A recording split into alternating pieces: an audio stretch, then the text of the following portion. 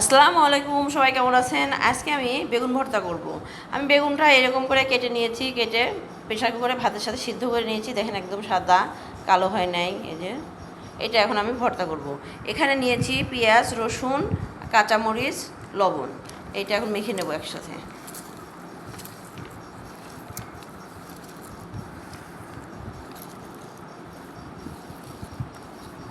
ভালো করে এর সাথে মিক্স করে নিতে হবে।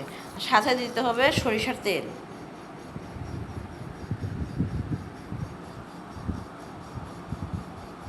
তেল একটু বেশি করে দিতে হবে একবারে।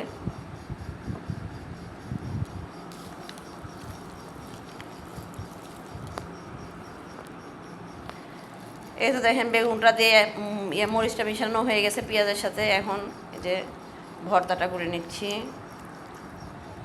এই যে এরকম করে সবগুলো ভর্তা, এরকম বেগুন ভর্তা করে নিতে হবে। যে এখন ভালো করে মেখে নেব।